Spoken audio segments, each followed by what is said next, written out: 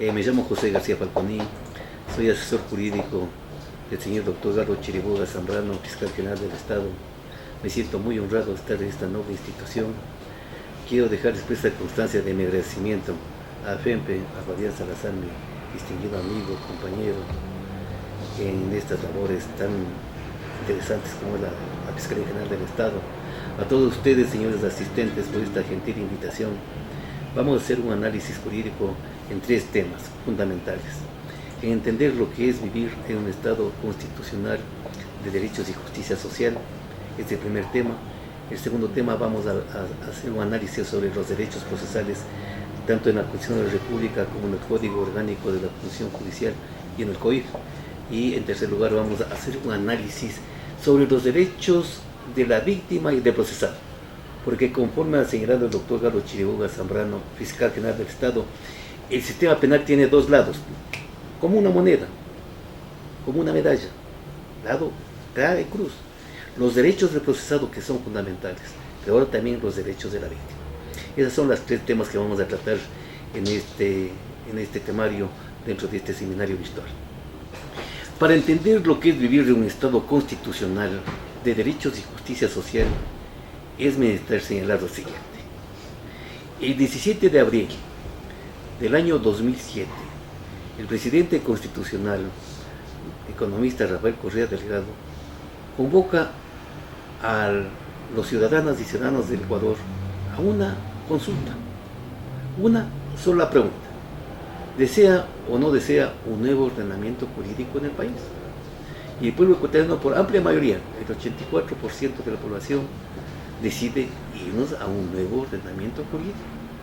De tal manera que a partir de esa época tenemos un nuevo Estado completamente diferente, un nuevo país y por tal un nuevo derecho.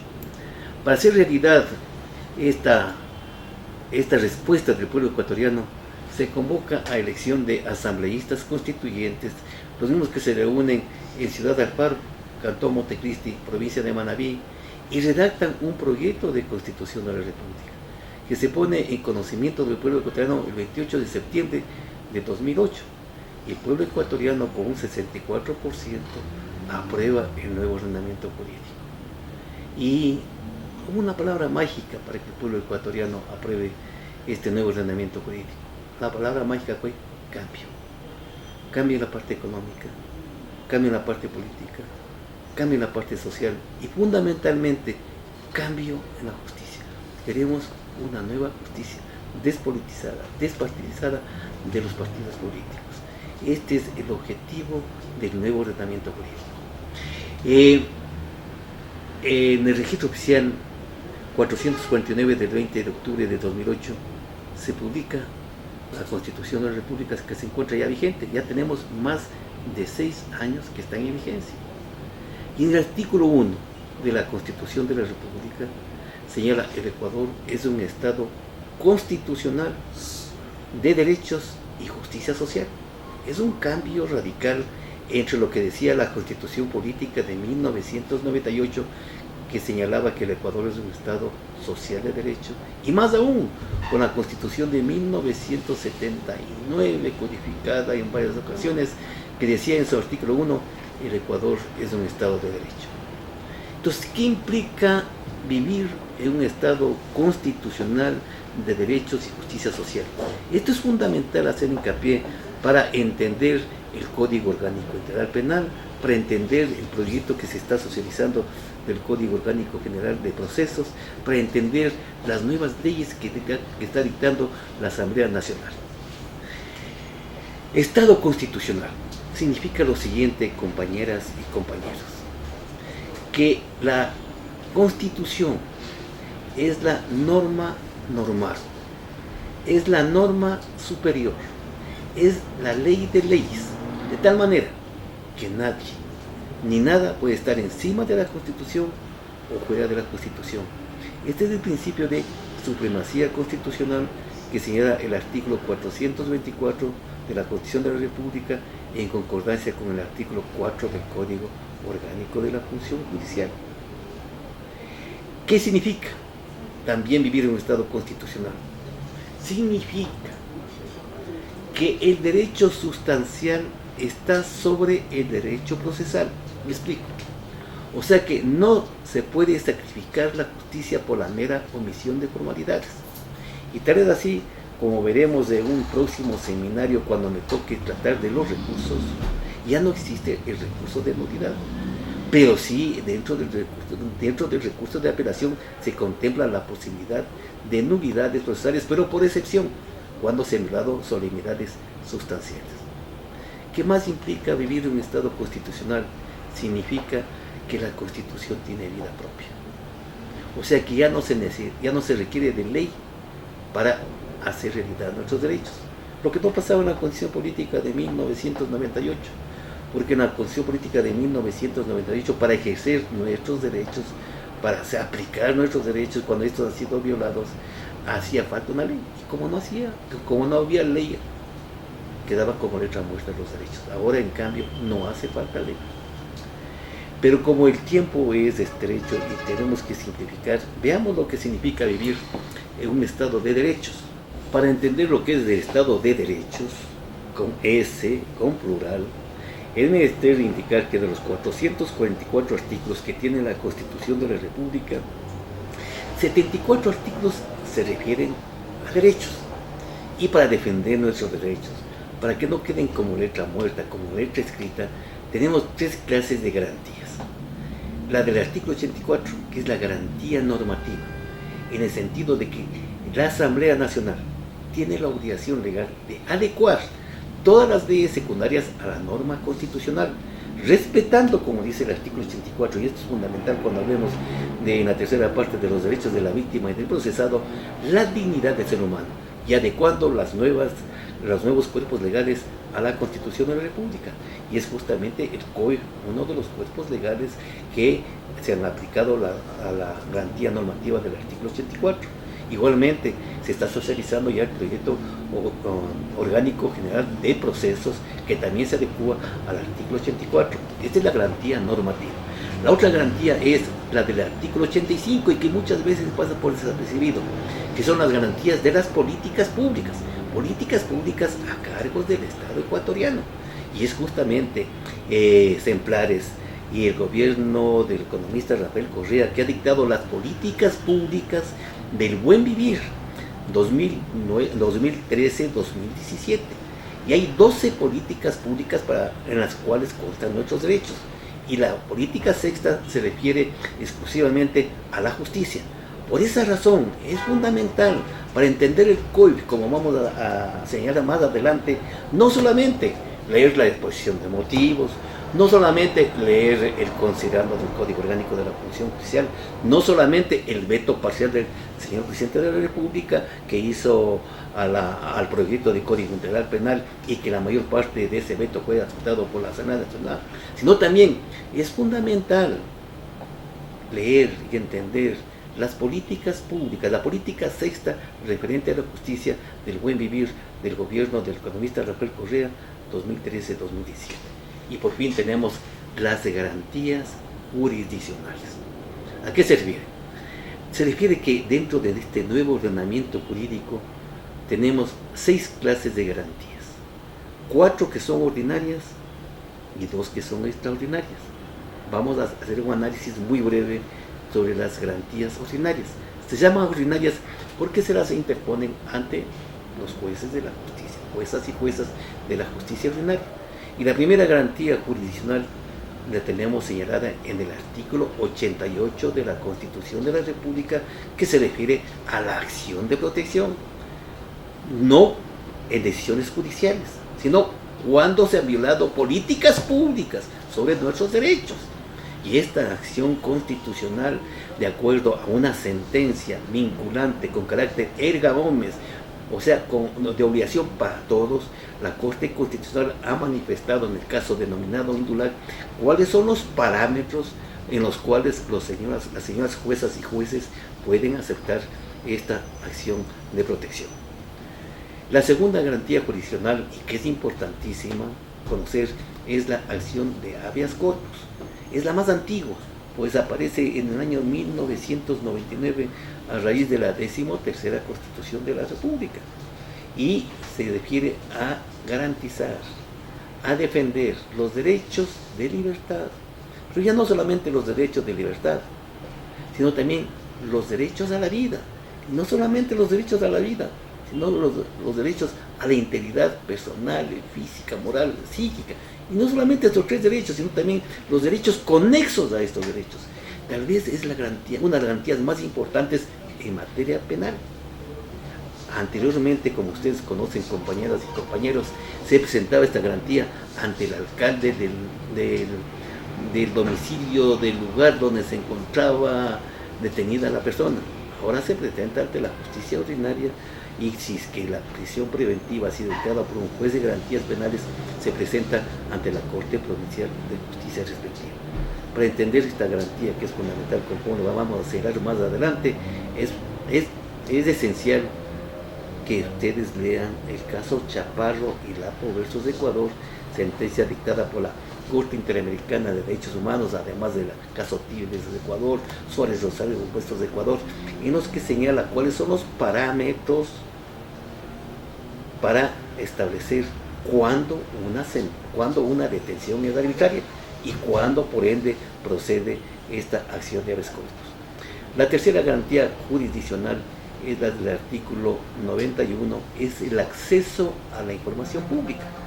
O sea que el único mecanismo que yo considero para hacer realidad el poder político de los ciudadanas y ciudadanos, el control ciudadano, es a través de esta acción, que es muy poco ejercida. De tal manera que, si ustedes consideran pertinente, ustedes pueden hacer una petición en este momento, cualquiera de ustedes, al señor doctor Eduardo Chiriboga Zambrano, fiscal general del Estado, indicándole que le informen qué hizo José García Falconi como asesor de la Fiscalía y personal de él en este mes de octubre que acaba de fenecer, o en este mes de noviembre. Y el señor doctor Eduardo Chiriboga tiene que informarles con todo detalle cuáles fueron mis actuaciones en la Corte Nacional, en las audiencias de fundamentación de recursos de casación, de revisión en la Corte Constitucional. Y si es que, en el caso no consentido, que el doctor Chiriboga omite esta obligación, podemos entonces acudir a los órganos de la función judicial a fin de que nos dé el informe correspondiente. Como digo, esta es una garantía fundamental para hacer realidad el poder ciudadano.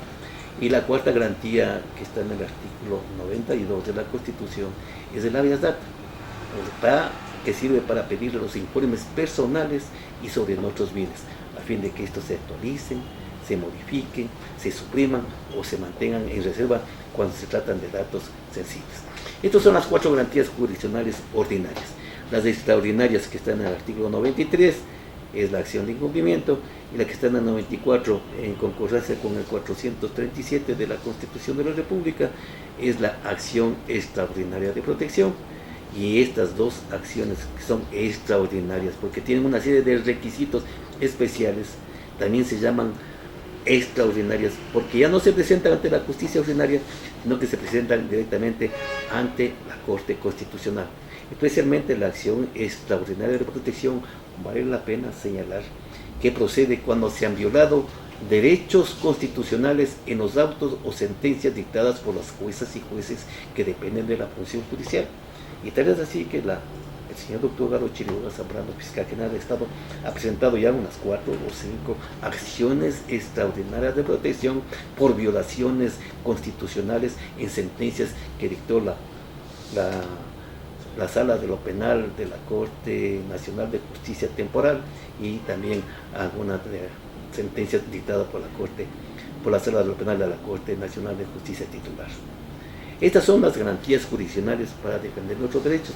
Además, hay que mencionar también que la acción extraordinaria de protección también se refiere a la justicia indígena, conforme vamos a hacer un análisis muy breve a continuación.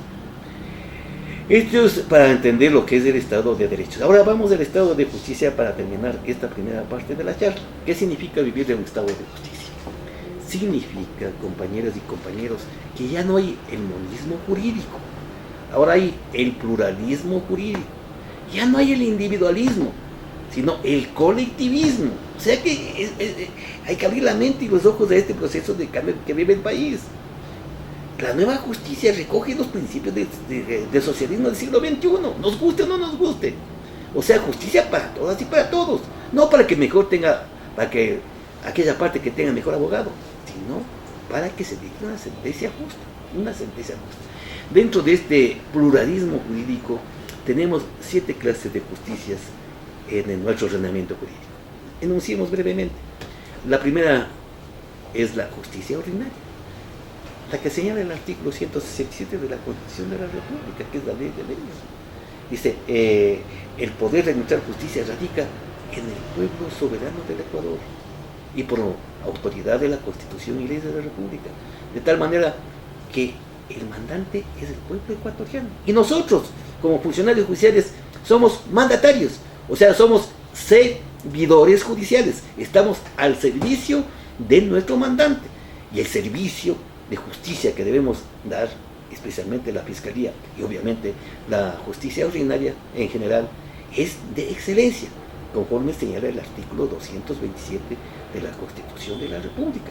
Porque si no damos un servicio público de excelencia, también tenemos responsabilidades objetivas y subjetivas, demandas en contra del Estado por mal servicio público en la administración de justicia, que está señalado en el artículo 11.9, incisos tercero y cuarto de la Constitución de la República, en concordancia con el artículo 15 del Código Orgánico de la Función Judicial, y cuyo trámite está regulado en los artículos 32 y 33 del Código Orgánico de la Función Judicial. Y también tenemos responsabilidad objetiva. Esa es exclusivamente de los jueces, juezas, de las y los fiscales y de los defensores públicos, que tiene su fundamento constitucional en el artículo 172 y está reglamentado su trámite en el artículo 34 del Código Orgánico de la Función Judicial. La segunda forma de administrar justicia dentro del pluralismo jurídico que tenemos en el país actualmente es la justicia indígena.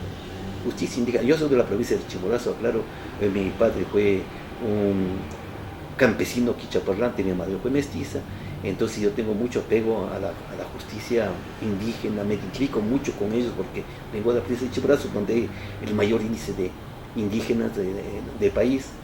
La justicia indígena tiene base constitucional, está en el artículo 171 de la Constitución, tiene base internacional en el convenio 169 de la OIT y en el Tratado Internacional de las Naciones Unidas sobre los derechos de los pueblos indígenas, pero también tiene control constitucional.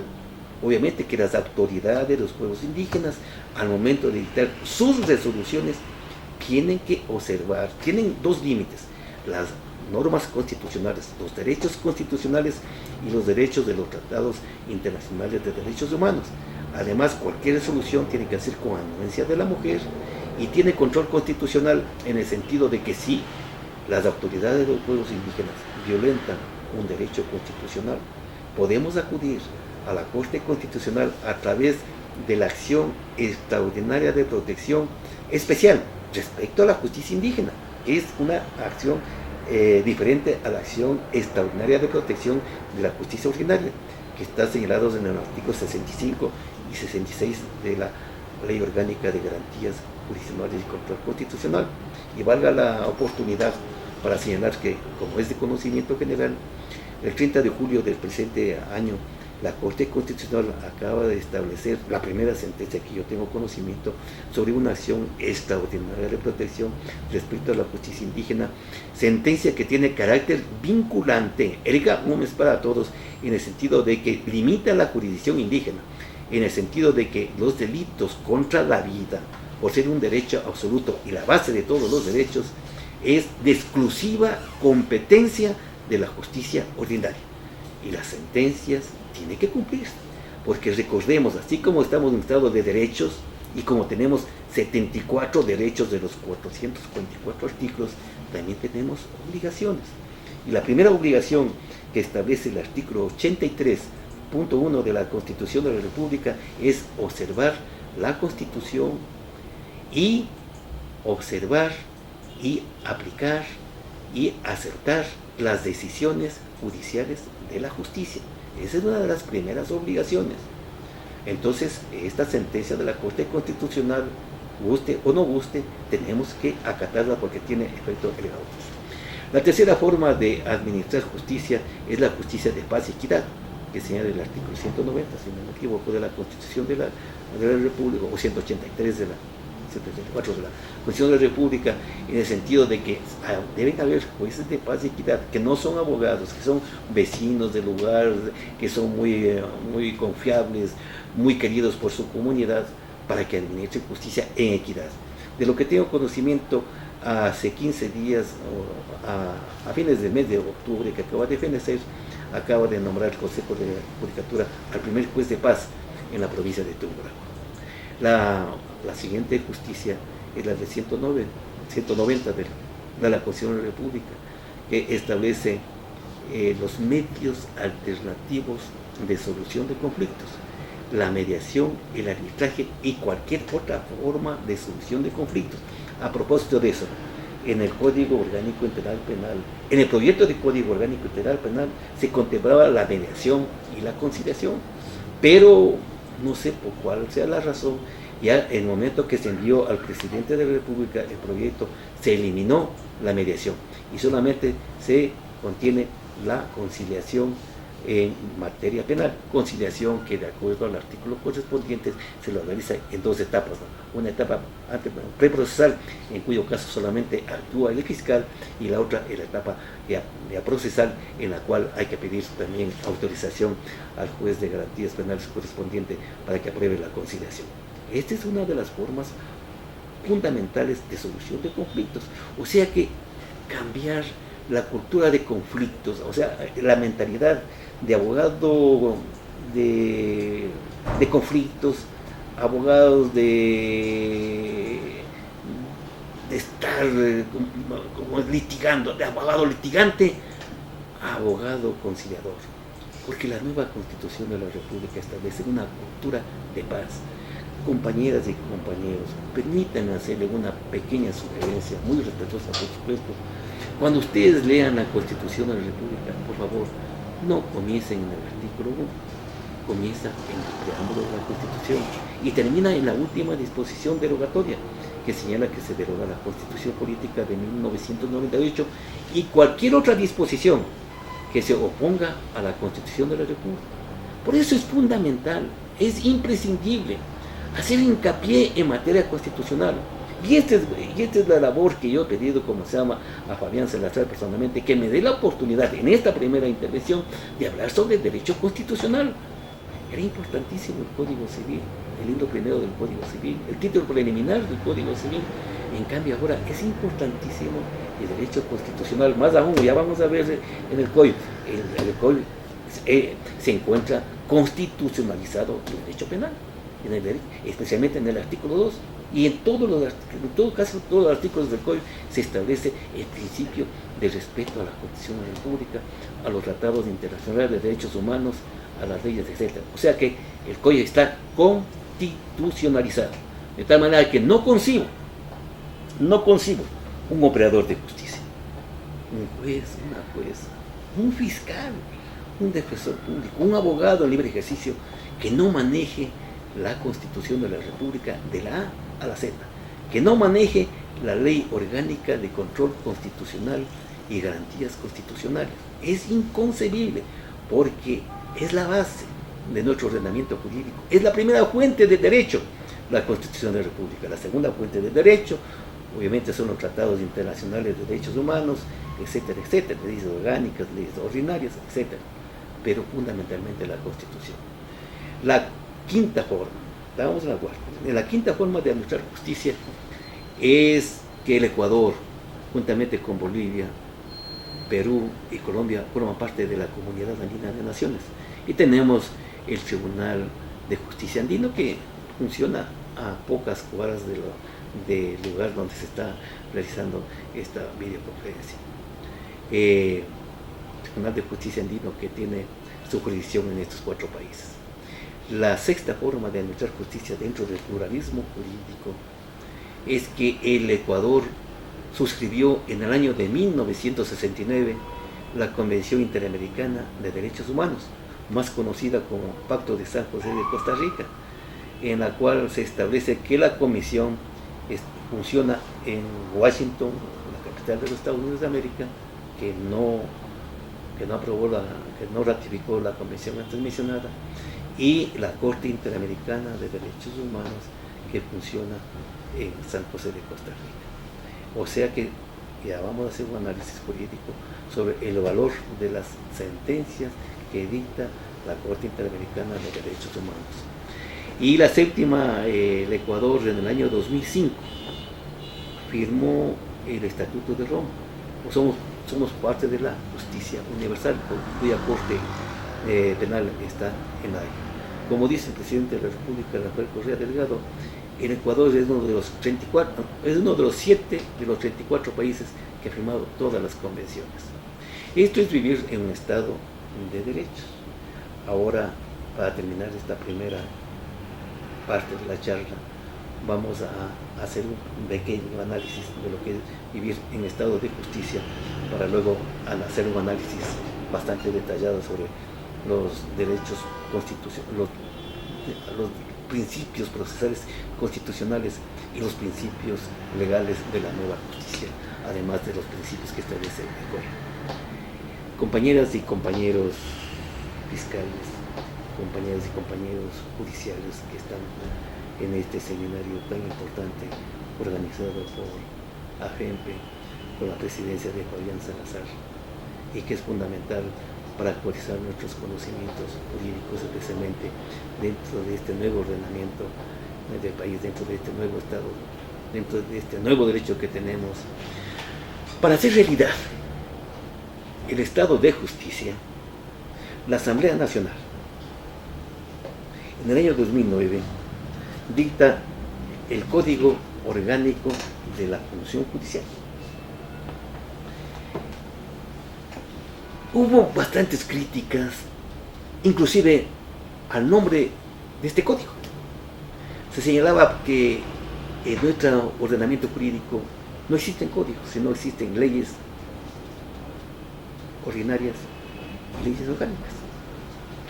Pero, ¿por qué se llama código? Igual que el Código Orgánico Integral Penal. Hagamos un sí. Se llama Código Orgánico de la Función Judicial porque están reunidos varias leyes que ya desaparecieron a partir de la vigencia del Código Orgánico de la Función Judicial. Ya no tenemos la Ley Orgánica de la Función Judicial, que era de 1974. Es una ley con remiendos dictada en tiempo de la dictadura, con normas inconstitucionales absurdas. Ya no tenemos la Ley Orgánica del Ministerio Público que nos regía a nosotros, desapareció, estamos en el Código Orgánico de la Función Judicial. Ya no tenemos la Ley Orgánica del Consejo Nacional de la Judicatura. El Consejo de la Judicatura está regulado por el Código Orgánico de la Función Judicial. Ya no tenemos la Ley Orgánica de la Justicia Pública. La Justicia Pública está organizada por el Código Orgánico de la Función Judicial. Ya no tenemos, en gran parte, así no les guste a mis colegas abogados, a quien yo el libre ejercicio, a quien yo respeto y admiro. Los señores abogados en libre ejercicio están sujetos ahora al Código Orgánico de la Función Judicial, al foro del Consejo de la Judicatura. Y los estudiantes de Derecho y egresados de Derecho también tienen un capítulo importante en el Código Orgánico de la Función Judicial. ¿Y por qué es importante este Código Orgánico de la Función Judicial? Porque hace hincapié, y si ustedes, nuevamente recalco con mayor respeto, y antes que me olvide, permítame señalar, también se llama Código Orgánico Integral Penal, en el momento que vamos a hacer un análisis jurídico, porque es una reunión de leyes. Ahí está el Código Penal, ahí está el Código de Procedimiento Penal, ahí está el Código de Rehabilitación Penitenciaria, por eso se llama Código Orgánico Integral Penal.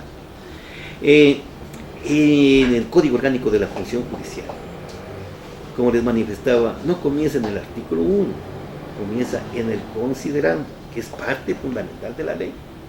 ¿Qué dice en el considerando del Código Orgánico de la Función Judicial? Señala de manera expresa y hace hincapié, y esto es fundamental, compañeros y compañeros, justamente estos 20 minutos que ya se va a agotar, del estudio, del análisis, de lo que implica vivir en un Estado constitucional de derechos y justicia social, que es un Estado completamente diferente al anterior. Y esto todavía no entienden muchísimos abogados, no entienden parte de nuestra ciudadanía. Y lo que más grave, no entienden algunos operadores de justicia. Entonces hace hincapié de la importancia de lo que es vivir un Estado constitucional de derechos y justicia social a partir, obviamente, del 20 de octubre del 2008 y luego del referéndum del 7 de mayo de 2011 que ratifica un cambio especialmente en la justicia ecuatoriana. Por primera vez en el Código Orgánico de la Función Judicial, compañeras y compañeros, se menciona ya 17 tratados básicos que forman parte del ordenamiento jurídico del país. Recuerden ustedes que la primera fuente de derecho es la Constitución de la República. O sea que si compañeros que están aquí presentes, compañeros y compañeras que están presentes, si ustedes no conocen la Constitución de la República, están cometiendo un error inexcusable, lo cual, de acuerdo al artículo 108, creo que es del Código Orgánico de la Función Judicial, procede la destitución de jueces, fiscales y defensores públicos. Igualmente, compañeros y compañeros, la segunda fuente de derecho, conforme señala la famosa pirámide de Kelsen, que está en el 425, aunque dice que está invertida la pirámide de Kelsen, la segunda fuente de derecho son los tratados internacionales de derechos humanos, especialmente estos 17 tratados que específicamente menciona el preámbulo, considerando el Código Orgánico de la Función Judicial. Ahí menciona, pero permítanme darles un consejo muy respetuoso, por supuesto. Los 17 tratados que se mencionan en el considerando son fundamentales, como acabo de manifestar, pero hay dos que son imprescindibles. Tal vez, no sé si sea castizo, son los más importantes. Y no lo digo yo, por favor, no lo digo yo porque alguien me dijo que invención mía, no lo digo. Lo dice el considerando de la Ley Orgánica de Garantías Jurisdiccionales y Control Constitucional. Lo dicen varias sentencias de la Corte Constitucional. Lo dice también el Consejo de la Judicatura en algunas políticas públicas que ha dictado. Son dos: la Convención Interamericana de Derechos Humanos o Pacto de San José de Costa Rica. Y la segunda, el Pacto Internacional de Derechos Civiles y Políticos. ¿Y por qué son los más importantes? Porque tienen algunas normas, algunas reglas del debido proceso que complementan a los artículos 76 y 77 de la Constitución de la República. Por primera vez, compañeras y compañeros, se pone también como fuente del derecho las sentencias que dictan las Cortes de Derechos Humanos. No solamente la Corte Interamericana de Derechos Humanos, obviamente, principalmente, sino también la Corte Europea de Derechos Humanos, la Corte Africana de Derechos Humanos, etcétera, etcétera. O sea que son parte del ordenamiento jurídico las sentencias que dictan las Cortes de Derechos Humanos internacionales, especialmente, fundamentalmente en nuestro caso, la Corte Interamericana de Derechos Humanos. Por primera vez, compañeros, se pone como derecho comparado, se pone al derecho comparado también como fuente de derecho. O sea que, en resumidas cuentas, compañeros y compañeros, para terminar esta primera sesión, es un nuevo orden jurídico completamente diferente al que nos enseñaron en las universidades. Ahora, la llave fundamental que abre todos los armarios, no hay conocimientos jurídicos, es sin duda alguna la Constitución de la República del Ecuador. De tal manera que hemos hecho en esta primera etapa un brevísimo análisis de lo que significa vivir en un Estado constitucional de derechos y justicia. Vamos a pasar a hacer un análisis sobre los principios constitucionales, sobre los nuevos principios rectores de la justicia y sobre los principios procesales que establece el artículo 5 del Código.